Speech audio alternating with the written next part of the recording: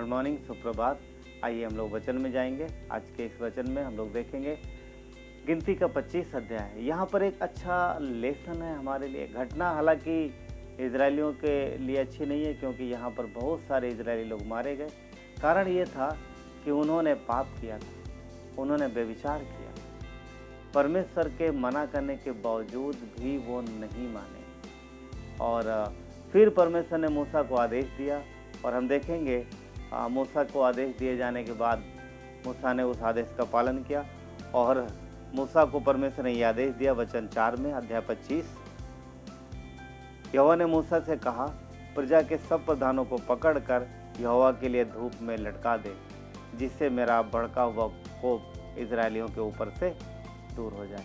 यहाँ पर हम लोग देखते हैं कि परमेश्वर ने मूसा को बोला कि जितने प्रधान हैं, जितने अधिकारी हैं, सबको धूप में लटका दे, और मूसा ने ऐसा किया। और वचन 5 कहता है, तब मूसा ने छावनी के न्यायियों से कहा, तुम्हारे बीच में जो जो आदमी बालपोर के संग मिल गए उन्हें घात करो। वचन 6, तब इजरायलियों की सारी मंडली मिलाप वाले तंबू के द्वार पर रो रही थी। तब एक इजरायली पुरुष मूसा और सब लोगों की आंखों के सामने एक मिद्यानी स्त्री को अपने साथ अपने भाइयों के पास ले आया। यहाँ पर एक घटना अजीब घटित होती है कि जब सारे लोग तकलीफ में, परेशानी में हैं, और उस पाप की वजह से जब लोगों में दिक्कत है, कितने सारे लोग मारे गए हैं। अब लोगों ने पाप से अपने पश्चाताप किया है, पुरानियों को तकलीफ उठानी पड़ी, उन्हें धूप में लटकाया गया है, और उन्होंने लोगों को समझाया, और सारी मंडली ने परमेश्वर के सामने पश्चाताप किया। और क्योंकि लोग मर रहे हैं और सब रो रहे हैं, एक ऐसा सीन है कि ऐसे आप समझ सकते हैं कि कितना तकलीफ का समय होगा उस समय। उस एक गलती गुनाह की वजह से कितने सारे लोग मारे गए, और सब ने तौबा किया कि अब हम ऐसा नहीं करेंगे। उसी समय एक अलग ही कुछ घटना घटित होती। वो क्या है कि एक व्यक्ति जो है एक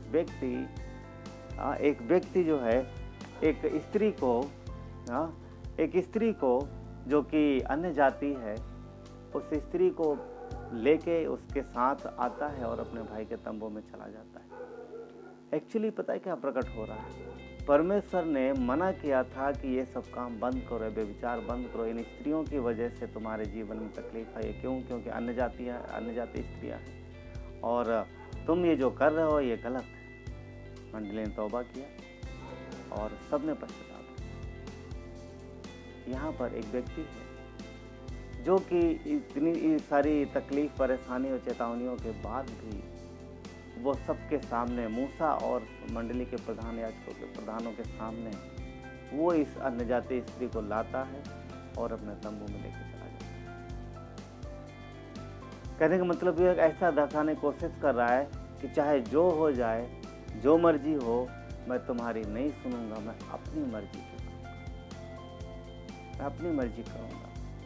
अब सबके मन में गुस्साई होगी कि इतना मना करने के बावजूद भी ये व्यक्ति ऐसा कर रहा है, और वो अपने तंबू में चला गया लेकर के। सब शांत बैठे देख रहे हैं एक दूसरे को। अब इसके आगे का जो वचन है वो मुख्य वचन है। वचन कहता है कि एक व्यक्ति है, वो उठता है और उसके तंबू में जाता है। कौन? जो व्यक्ति उस स्त्री को लेके आया। वचन 7 कहता है, इसे देखकर एलियाजर का पुत्र पीनहास, जो हारून का पोता था, उसने मंडली में घुसकर हाथ में एक बर्छी ली, और उस इजरायली पुरुष के डेरे में जाने के बाद वो भी भीतर गया और उस पुरुष और उन दोनों स्त्रियों के पेट में बर्छी भोंक दी। अतः इस पर इजरायलियों में जो मरी फैली थी वो थम गई, और मरी में करीब 24,000 मनुष्य मर गए। देखिए यहाँ पर क्या हो रहा है कि मरी फैली है, लोग मर रहे हैं उस पाप की वजह से। मना करने के बावजूद भी हिलाता है। तो जो हारून का जो पोता पीनहास, उसके मन में गुस्सा आता है, क्रोध आता है, और अंदर जाता है और दोनों को मार देता है। देखिए इसने क्रोध किया है, गुस्सा आया, जलन उठी इसके मन में, और वो अंदर जा कर के दोनों को मार देता है। परमेश्वर इस काम के विषय में जो प्रत्युत्तर देता है वो एक बहुत ही अच्छा है। और इस कार्य के विषय में जो इसने किया था। देखिए वचन 10 कहता है, तब यहोवा ने मूसा से कहा, हारून याजक का पोता एलियाजर का पुत्र पीनहास, जिसे इजराइलियों के बीच मेरी सी जलन उठी, उसने मेरी जलजलाहट को उन पर से यहाँ तक दूर किया कि मैंने जल कर उनका अंत नहीं कर डाला। देखिए हम जानते हैं कि परमेश्वर जलन रखने वाला परमेश्वर, क्योंकि कलीसिया का एक चित्र दुल्हन है और वो दूल्हा है, और उसने तो अपनी दुल्हन को किसी और के साथ मतलब साथ में देख करके एक दूल्हे को जलन होती है, तो परमेश्वर ये चित्र देता है। क्योंकि कलीसिया अगर किसी और के पास जाती है आराधना के लिए, या फिर कलीसिया के लोग ऐसा कुछ करते हैं जो कि किसी और की वर्शिप करते, आराधना करते, तो परमेश्वर इसको व्यभिचार गिनता है। और यहाँ पर तो इजरायलियों ने वाकई व्यभिचार किया जो कि शारीरिक था, और ये भी बहुत भयानक बात है, और परमेश्वर इसके बदले उन्हें दंड दे रहा था। और ये व्यक्ति जब देखता है कि एक व्यक्ति है जो कि इन सब चेतावनियों के बावजूद नहीं माना और किसी स्त्री को लाया वहाँ पर, तो पीनहास के मन में एक जलन उत्पन्न हुई जो परमेश्वर की जलन थी। परमेश्वर का वचन कहता वो मेरी सी जलन उसके अंदर उत्पन्न हुई, और उसने जाके उसे खत्म किया। एक्चुअली पता क्या पॉइंट क्या है, यहाँ पर क्रोध है और जलन है, और जिसके विषय में परमेश्वर ने तारीफ की। पॉइंट क्या बोलने का, कि वो क्रोध, वो जलन जो परमेश्वर की है, अगर हमारे अंदर आती है तो वो अच्छी है।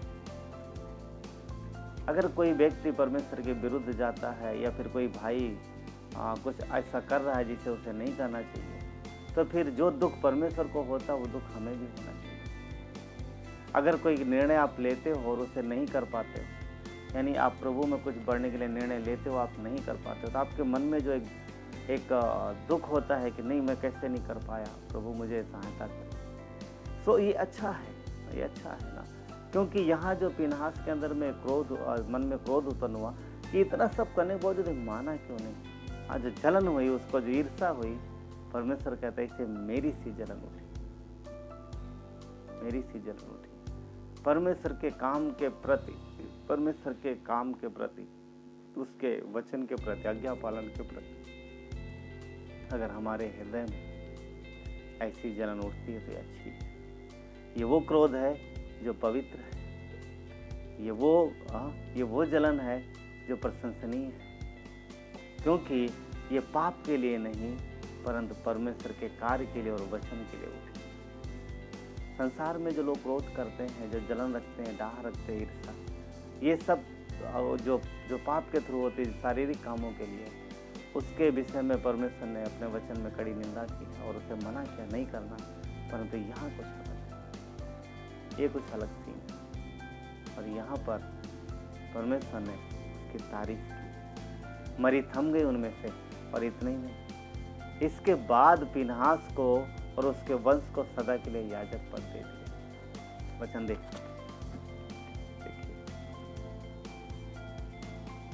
वचन 15, इसलिए तू कह दे कि मैं उससे शांति की वाचा बांधता हूँ, और वो उसके लिए और उसके बाद उसके वंश के लिए सदा के लिए याजक पद की वाचा होगी, क्योंकि उसे अपने परमेश्वर के लिए जलन उठी और उसने इजरायलियों के लिए प्रायश्चित किया। देखना,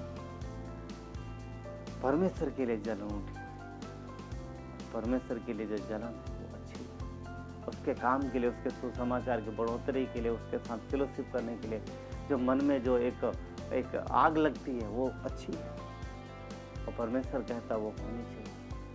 अगर आपको कुछ फर्क नहीं पड़ता तो इसका मीनिंग है कि आपके अंदर वो खुश है, तो कुछ नहीं है। मतलब कहने का मतलब यह है कि आपके सामने या आपके सामने अगर परमेश्वर के बच्चे कुछ प्रभु में नहीं बढ़ रहे हैं और आपको वो दुख नहीं हो रहा, वो लोग जो कि पाप में जा रहे हैं, आपके आसपास रहते हैं और आपके मन में दुख नहीं हो रहा, उनके प्रति कोई दर्द नहीं हो रहा, तो फिर ये कह सकते हैं कि आत्मा जो बुझा हुआ है, और वो ये ऐसा विश्वासी एक मरा हुआ विश्वासी कहा जा सकता है, क्योंकि उसके मन में कुछ हो नहीं रहा ना, मन में कुछ हो नहीं रहा, क्योंकि सामने एक व्यक्ति दुखी है और वो मौत की ओर बढ़ रहा है और आप उसे बचा सकते हैं।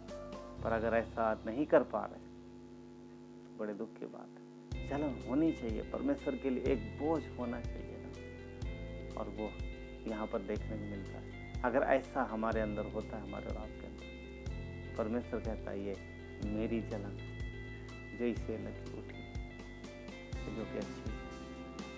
प्रभु आज के इस समय में आपका